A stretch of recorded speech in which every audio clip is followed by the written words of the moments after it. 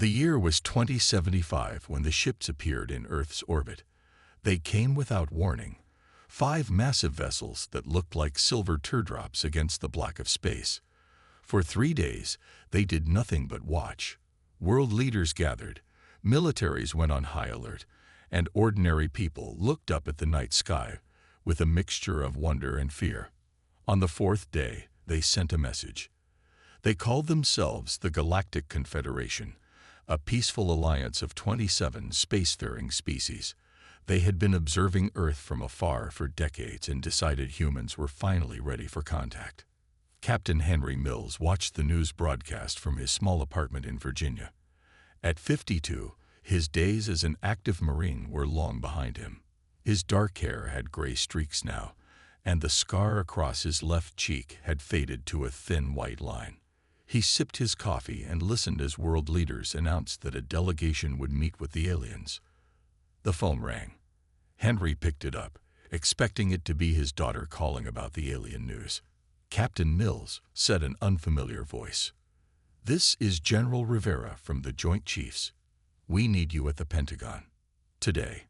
24 hours later, Henry found himself in a briefing room with 11 other people, scientists, diplomats, and military personnel. A stern-looking woman with silver hair stood at the front of the room. "I'm Ambassador Elizabeth Porter," she said. "Each of you has been selected to represent humanity in our first official meeting with the Confederation. Captain Mills, you're here as our military advisor, but remember our goal is peace. We need to appear non-threatening." Henry nodded but said nothing. 32 years in the Marines had taught him to assess before speaking. 3 days later, the human delegation boarded a shuttle to meet the aliens on their command ship. Dr. Susan Wright, a biologist with bright eyes and nervous hands, sat beside Henry. "Aren't you scared?" she whispered as the shuttle took off. "Cautious," Henry replied. "There's a difference." The alien ship was enormous inside, with curved walls that seemed to glow from within.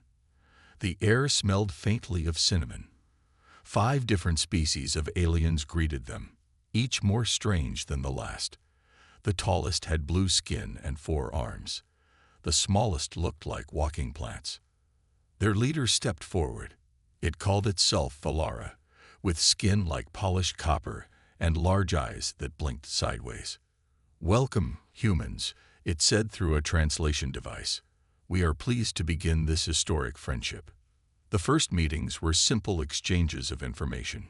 The aliens seemed especially interested in human art, music, and food. They asked many questions but carefully avoided topics about military or weapons. Ambassador Porter presented humans as peaceful explorers, eager to join the galactic community. During a break, Henry wandered to a viewing window that looked out at Earth. A tall alien with green scales approached him. "Your world is beautiful," it said. "I am Zortek, historian of the Kralaxian people." "Henry Mills," he replied, shaking one of the alien's 4 hands. "Former Marine." "Marine." Zortek tilted its head. "This means water dweller." Henry smiled slightly. "No, it's a military branch. A soldier." "Ah," said Zortek. "We have noticed your species maintains large defense forces.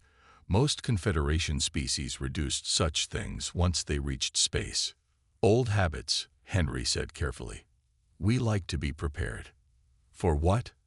asked Zortek with genuine curiosity. Before Henry could answer, Ambassador Porter called everyone back to the meeting. That night, returning to their quarters on the alien ship, Porter pulled Henry aside. "They think we're harmless," she whispered. "Let's keep it that way for now." Henry nodded but felt uneasy. In his experience, misunderstandings led to trouble. And this misunderstanding seemed very large indeed. The aliens had no idea what humans were truly capable of. He hoped they never had to find out. 2 weeks after first contact, the Confederation invited a human delegation to visit their central space station. It was a great honor, they said. Only species being considered for membership received such invitations. Henry Mills stood at the window of the transport ship, watching Earth grow smaller. Beside him, Dr. Susan Wright adjusted her glasses and smiled nervously. "Can you believe this is happening?" she asked. "In one lifetime, we go from wondering if aliens exist to traveling to their space station." Henry nodded. "Just remember that new friends can still have sharp teeth." Ambassador Porter shot him a warning look from across the cabin. She had been clear that Henry was there to observe, not to discuss human military capabilities. The journey took 5 days. When they arrived, the space station looked like a giant silver wheel spinning slowly against the backdrop of unfamiliar stars. It housed representatives from all 27 species of the Confederation. Their quarters were comfortable but strange. The beds curved like shallow bowls, and the lights responded to thoughts rather than switches. Food came in cubes that tasted like whatever you wanted. Henry found himself missing real coffee. On the 3rd day, Zortek offered to show Henry the station's historical archives. "We have been studying your broadcasts for decades," the alien historian said as they walked down a curved hallway. "Your entertainment programs are particularly interesting." Henry raised an eyebrow. "What have you been watching?" "Many things. We enjoy your cooking competitions very much. But some things confuse us." Zortek paused at a door. "Perhaps you can help me understand."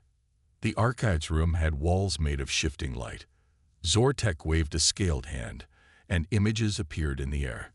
They showed scenes from old war movies, news footage from conflicts, and documentary recreations. "These depictions of organized violence," Zortek said, "are they fictional?" Henry chose his words carefully. "Some are fictional. Some are based on real events." Zortek's 4 eyes blinked in sequence. "But why would intelligent beings deliberately harm each other on such scale?" "Resources, territory, beliefs," Henry said. "Sometimes survival." The alien seemed troubled. "The Kralaxian people evolved without predators on our world. Most Confederation species had similar experiences. We never needed to. What is your term? Fight?" Henry stared at the images floating in the air. Something clicked in his mind. The aliens weren't just being diplomatic by avoiding military topics. They genuinely didn't understand conflict the way humans did. "What about other aggressive species?" Henry asked. "Surely you've encountered some in space." "A few," Zortek admitted, "but they were primitive and easily avoided. We prefer to quarantine aggressive species until they evolve beyond violence." Henry felt a chill. "And what happens if they don't?" Zortek seemed uncomfortable. "It has never been necessary to find out." Later that evening, Henry joined the other humans for dinner with high-ranking Confederation officials. The conversation was pleasant but superficial. Ambassador Porter talked about Earth's art and music. Dr. Wright discussed human biology. Everyone carefully avoided history. After dinner, a small yellow alien approached Henry. It had large eyes and moved like flowing water. "You were a warrior?" it asked in a musical voice. "A Marine," Henry corrected. "Yes." "What is the difference between a Marine and other warriors?" Henry smiled slightly. "Marines are first to fight. We go in when things are worst." The alien's skin changed color slightly. "Fighting. This means forcing others to do what you want." "Sometimes," Henry said. "Sometimes it means stopping others from forcing you." The alien seemed to consider this. "Fascinating. In my culture, we have no concept of force. All is done by consensus." As Henry returned to his quarters that night, he realized the gap between human and alien understanding was wider than anyone had imagined. These beings had never known war or conflict as humans understood it. They had no concept of strategy or tactics. And somewhere deep in his mind, a concerning thought formed. What would happen if these peaceful beings ever met a truly aggressive species? Without understanding war, how could they possibly defend themselves? 1 week into their stay at the space station, the humans were invited to a special presentation. The Confederation wanted to share their history of dealing with aggressive species. The human delegation sat in the front row of a large room with curved walls that seemed to shift colors with the mood of the crowd. High Council leader Valera stood on a raised platform. Before we welcome new species to our alliance, we believe in honesty. We have faced challenges in our long history. The lights dimmed, and images filled the air around them. They showed various alien ships approaching Confederation planets. These were our most difficult encounters, Valera explained. Henry watched carefully. The so-called aggressive actions shown in the images were barely what humans would consider skirmishes. In one scene, 3 alien ships approached a planet, ignored communication attempts, and took some mineral samples before leaving. The Confederation response had been to send 20 ships to escort them away, with no weapons fired. Ambassador Porter glanced at Henry, noticing his expression. He kept his face neutral, but his mind was racing. After the presentation, the human delegation gathered in their private meeting room. They have no concept of real war, Henry said quietly. Those aggressive species weren't even trying to attack. They were just being rude. Ambassador Porter paced the room. This is problematic. They think those minor incidents represent the worst of interspecies conflict. No wonder they think we're harmless, Dr. Wright added. They've never seen anything like human warfare. A young diplomat named Jack Harris spoke up. Should we be more open about our history? It seems dishonest to hide it. We're not hiding anything, Porter replied. We're just not highlighting our worst moments. Henry shook his head. We're creating a dangerous misunderstanding. What happens when they learn the truth? Or worse, what happens if they face a truly aggressive species? That evening, many of the delegation attended a social gathering with Confederation representatives. The atmosphere was friendly. Music that sounded like wind chimes filled the air, and food that changed flavor with each bite was served on floating platters. Jack Harris, the young diplomat, fell into conversation with a group of small, furry aliens. They were discussing cultural differences when Jack made a fateful comment. On Earth, we've had periods of total war, where entire societies were mobilized for conflict, he said, not realizing the impact his words would have. The furry aliens froze. One of them, wearing a translator device, asked, "What is total war?" Jack, realizing his mistake, tried to backtrack. It's just a historical term, not something we practice anymore. But the damage was done. The aliens excused themselves quickly, and within minutes, Security Director Nexon approached Ambassador Porter. We request clarification on this concept of total war mentioned by your diplomat, Nexon said. Its skin had turned a pale blue color that humans had learned indicated concern. Porter smiled diplomatically. It's an outdated historical concept, hardly worth discussing at a pleasant gathering like this. Nevertheless, we request a formal explanation tomorrow, Nexon insisted before walking away. Later that night, Henry was summoned to Porter's quarters. She was pacing nervously. This is a disaster, she said. We've been trying to present ourselves as a peaceful species, and now we have to explain total war. Henry sat down calmly. Maybe it's time for honesty. They'll discover our history eventually. You don't understand the politics at play, Porter replied. If they classify us as an aggressive species, we could lose this opportunity for alliance. Henry looked out the window at the stars. What concerns me more is what I'm not seeing here. What do you mean? Porter asked. I see no serious defenses on this station. No weapons systems. No security protocols worth mentioning, Henry said. They're completely vulnerable, and they don't even know it. Porter's expression grew grave. Tomorrow's meeting will be delicate. I need you there, but please let me do the talking. Henry nodded, but he couldn't shake a growing sense of unease. The gap in understanding between humans and the Confederation was wider than he had imagined. And somehow, he knew that gap was about to be exposed. The next morning, the human delegation prepared for their meeting with the Confederation Council. Ambassador Porter had spent hours coaching everyone on what to say and what to avoid. Henry watched silently, knowing that trying to hide human history was like trying to hide an elephant under a napkin. As they walked to the council chamber, Zortek approached Henry.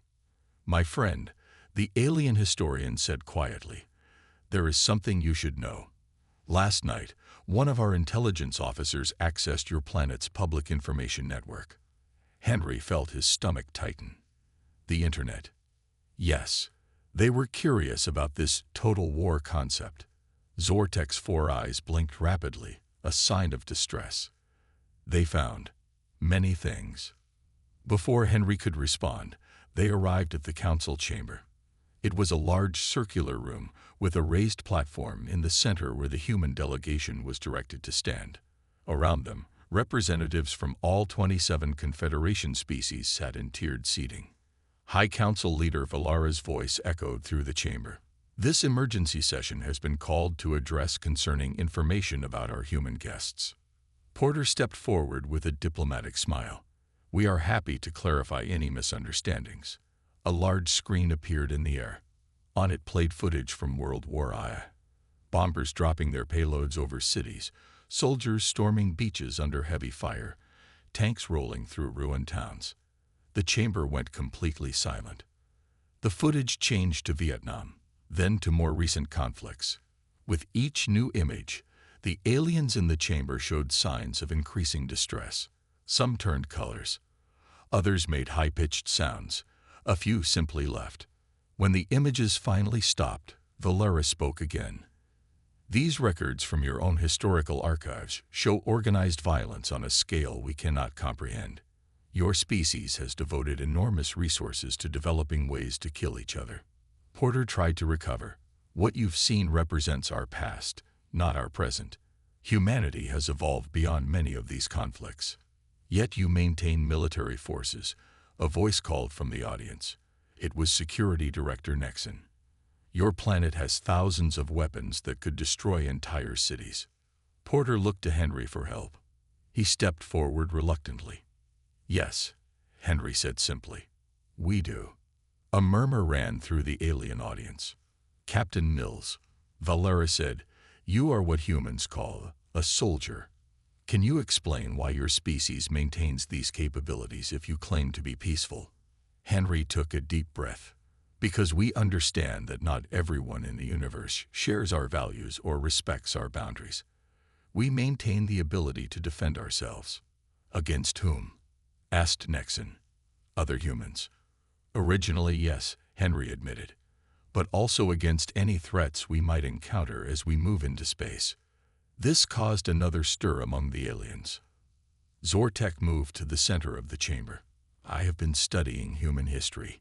They have concepts we have never needed to develop. One troubling term keeps appearing in their military documentation: war crimes." The translation devices seemed to struggle with the term, producing strange sounds in various alien languages. A small blue alien stood. "What does this term mean? How can war have crimes when war itself seems criminal?" All eyes turned to Henry. Ambassador Porter looked pale. Dr. Wright stared at the floor. The young diplomat, Jack Harris, looked like he might be sick. Henry felt the weight of humanity's complex history on his shoulders. He had never been good at diplomacy, but he was good at truth. And maybe, he thought, that was what was needed now. "To understand war crimes," Henry said slowly, "you first need to understand that humans have fought so much that we created rules for it." The silence that followed was absolute. Henry could almost feel the shock rippling through the chamber as the aliens began to grasp what he was saying. In that moment, Henry knew everything had changed. The Confederation was seeing humanity clearly for the first time. The question was, what would they do with this knowledge? The council chamber remained silent after Henry's words. The aliens stared at him with expressions he couldn't read. Ambassador Porter looked like she wanted to pull him away from the center platform, but it was too late now. "Please explain further," Valara said, her copper skin now a dull gray color. Henry nodded and continued. "Throughout human history, we fought each other. As time passed, we realized we needed rules even in war. Things that were not allowed, even when killing was." A tall, thin alien with 6 limbs stood up. "This makes no sense. How can you have rules for something so terrible? Because without rules, war becomes even worse, Henry replied. War crimes are actions so terrible that even in conflict, we agreed they should never happen. What kinds of actions? Asked Zortek, his voice barely above a whisper. Henry took a deep breath. Harming those who cannot fight. Using weapons that cause unnecessary suffering. Killing prisoners. Targeting civilians. These are some examples. The chamber erupted in sounds. Many aliens were talking at once in their own languages. Some were making gestures that seemed to indicate distress. Security Director Nexon approached the central platform. You have terms for these specific horrors because they have happened, Nexon asked, skin pulsing with blue light. Yes, Henry said simply. They happened enough times that we needed words for them. Needed laws against them. Dr. Wright stepped forward. If I may, she said, there's important context here. Humans evolved as tribal animals on a planet with scarce resources and many predators. Competition shaped us. Like the Dravex, said a small green alien. They were quarantined 200 years ago for aggressive tendencies. Maybe, Wright continued, but humans also evolved cooperation, empathy, and a desire for peace. Our history is not just war. We also have built great things, created art, explored knowledge. Ambassador Porter finally recovered her voice. What you're seeing is humanity's past. We've worked for centuries to reduce conflict. The fact that we recognize war crimes shows our progress, not our savagery. Valera raised a hand, and the chamber quieted. How many wars has your species fought? Henry and Porter exchanged glances. How could they possibly count? Thousands, Henry said. Over thousands of years. And these weapons we saw in the records, Valera continued. These missiles and bombs. How powerful are they? Henry hesitated. Our most powerful weapons could destroy all life on our planet many times over. The silence that followed was heavy. Henry could see the council members communicating silently among themselves in ways humans couldn't understand. Finally, Valera spoke again. We need time to process this information. The council will recess for one day. The human delegation will remain in their quarters. As they left the chamber, surrounded by Confederation security, Porter grabbed Henry's arm. That could have gone better, she whispered. It could have gone worse, Henry replied. At least now, they know the truth. Back in their quarters, the humans gathered in the common area. No one spoke for several minutes. Are they going to quarantine us? Jack Harris finally asked. Like those Drevex they mentioned. I don't know, Porter admitted. This isn't how first contact was supposed to go. Henry stood by the window, looking out at the stars. They needed to know. If they're going to be our allies, they need to understand who we really are. And who are we, Captain? Porter asked with an edge in her voice.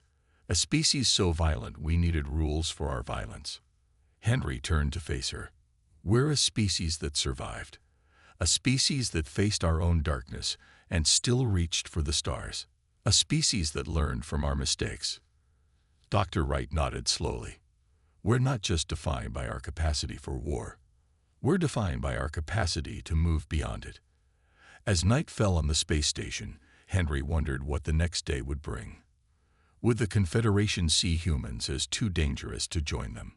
Or would they understand that humanity's complex history gave them strengths these peaceful aliens might someday need? The answer came sooner than expected.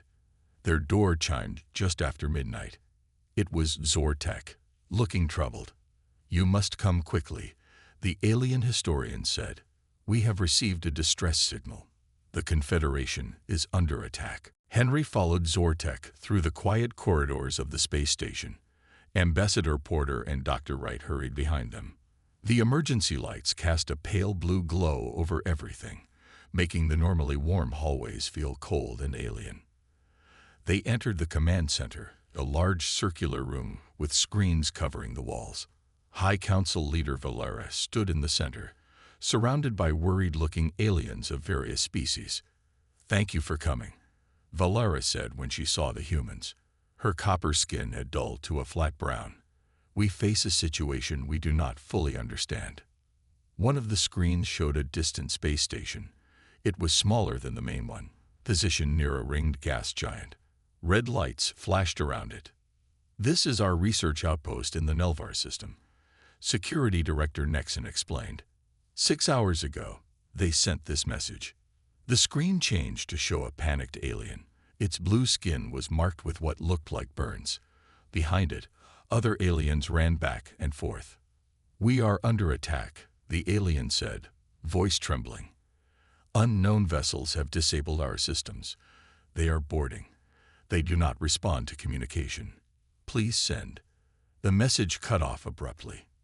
What happened next? Henry asked. We lost contact, Nexon said. We sent 2 observer ships to investigate. Another screen lit up, showing footage from one of these ships.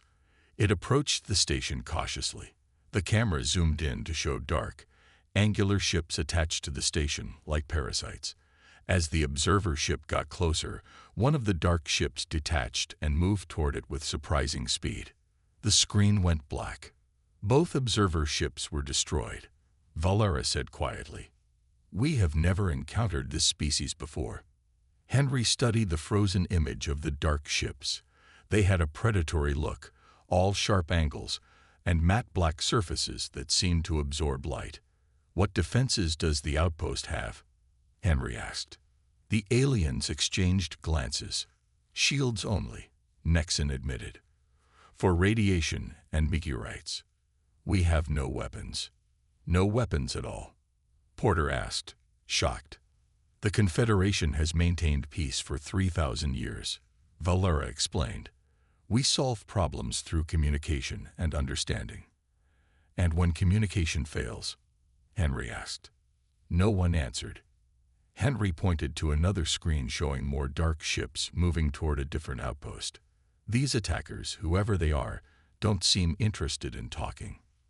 Zortek stepped forward. The Council has been in emergency session since the attack began.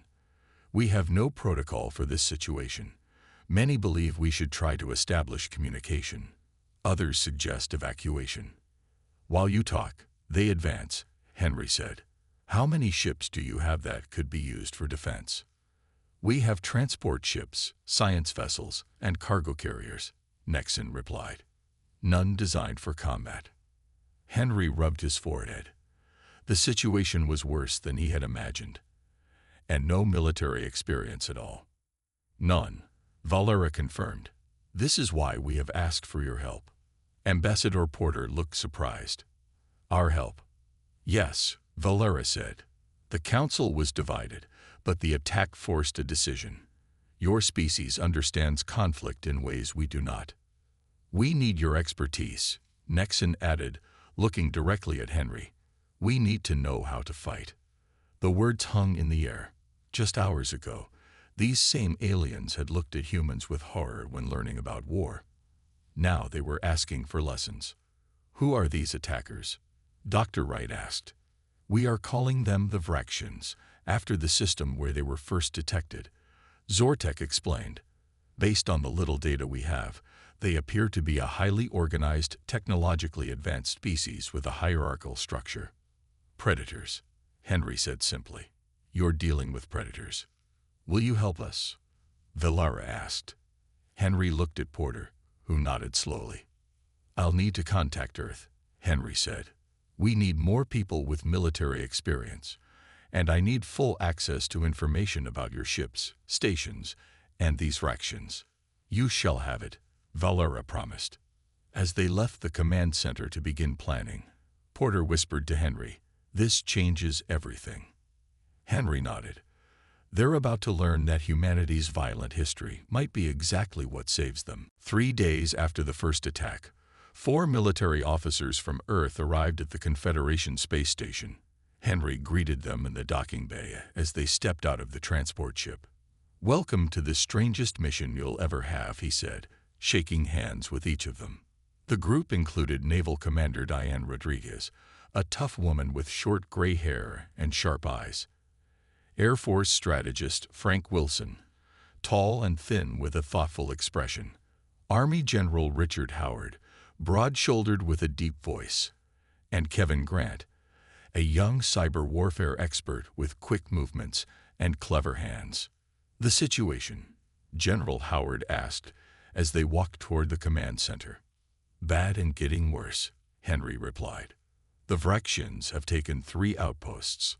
They're moving toward the Gelleran system. It has 4 inhabited planets." The human team was brought directly to a large room that had been converted into a war room of sorts. Maps of Confederation space filled the screens. Red dots showed Vraxian positions. Blue dots showed Confederation planets and stations. High Council leader Valara greeted them formally. "Thank you for coming. Many lives depend on your help." Commander Rodriguez studied the maps. "What forces do we have to work with?" The aliens looked at each other nervously. Security Director Nexon brought up images of Confederation ships. "We have converted 200 transport vessels to carry these," Nexon said, showing simple projectile weapons that had been attached to the ship's hulls. General Howard frowned. "Those are barely weapons. What about defensive capabilities?" "Our shields were designed for space debris and radiation," Nexon admitted. "Not weapons fire." Kevin Grant was examining their communication systems. "Their cybersecurity is practically non-existent," he muttered to Henry. "They've never needed it." The human officers exchanged concerned looks. Frank Wilson summed it up. "We're trying to build an army from scratch while under attack." "Then we better work fast," Henry said. "Show us everything about the Vraxians." The next hours passed in a blur of activity. The humans divided tasks. Rodriguez worked on fleet formations and tactics. Howard trained alien crews in basic combat maneuvers. Wilson analyzed Vraxian movements to predict their next targets. Grant strengthened communications and developed early warning systems. Henry coordinated it all while working closely with Zortek, who helped translate military concepts to the Confederation species. "I never thought I would learn such things," Zortek said as Henry explained the concept of a defensive perimeter. "Sometimes knowledge you never wanted becomes knowledge you desperately need," Henry replied. By the end of the second day, the humans had implemented basic defense strategies. Transport ships were organized into protective formations around key planets. Early warning beacons were placed along likely approach vectors. Communication protocols were established for quick response. On the 3rd day, they received word that the Vraxians had changed course. They were heading directly for the Confederation's richest mining world. "They've been watching us," Commander Rodriguez said, looking at the tactical display. "They're targeting our resources." "Like any predator," Henry agreed. "They go for the valuable targets." The Confederation Council called an emergency session. Valara addressed the humans directly. "Our defensive measures will not be ready in time," she said, her skin pale with worry. "What do we do?" Commander Rodriguez spoke first. "We need a forward defense line. Stop them before they reach the mining world." "With what?" Security Director Nexon asked. "Our ships are not ready." "Then we use what we have," General Howard said firmly. "Sometimes position matters more than firepower." Frank Wilson pointed to a narrow region of space near a dense asteroid field. "If we position ships here, we force them into a bottleneck."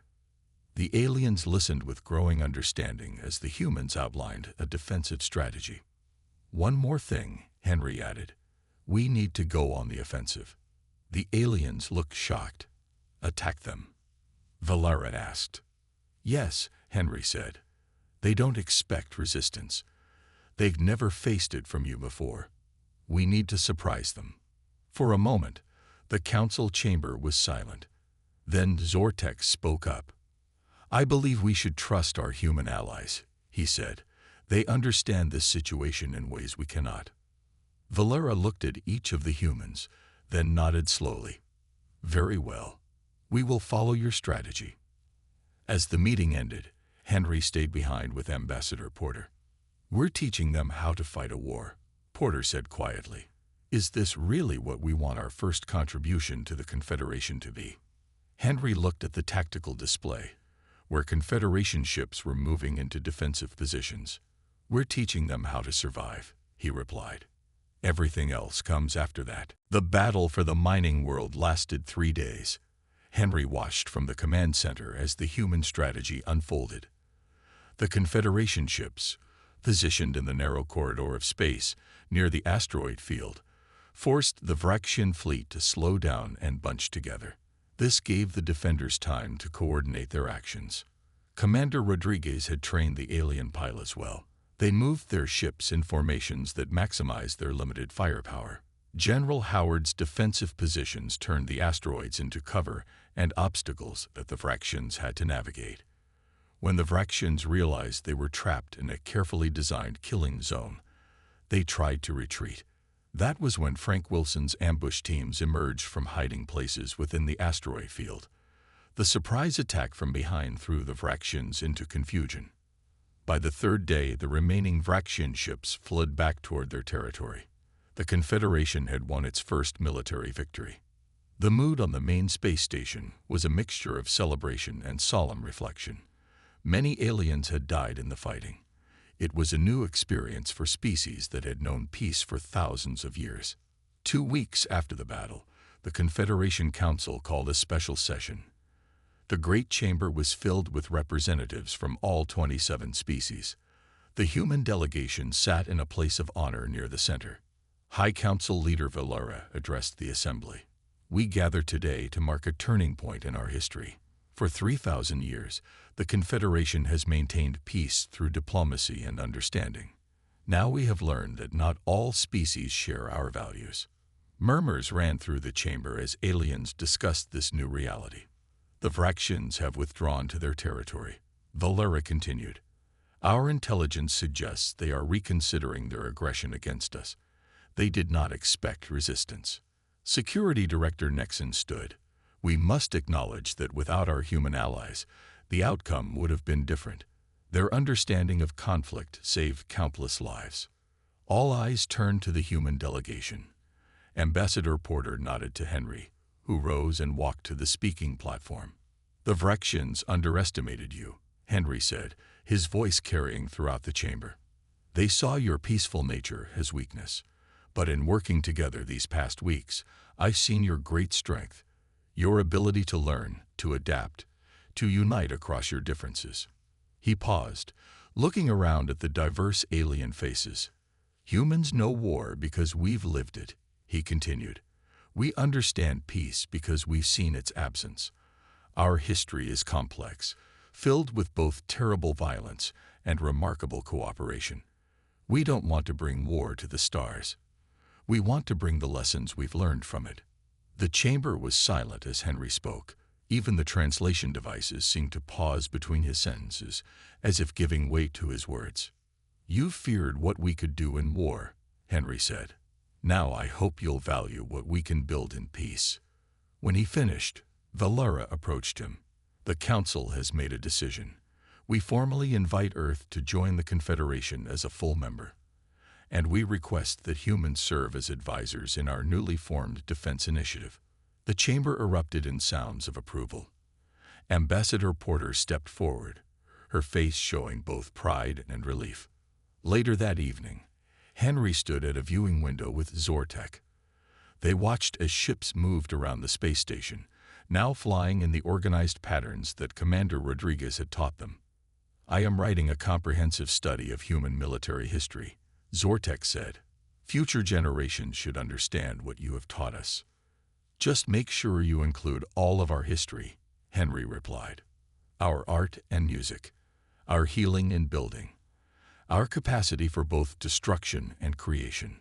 Zortek's 4 eyes blinked in sequence, something Henry now recognized as thoughtful consideration.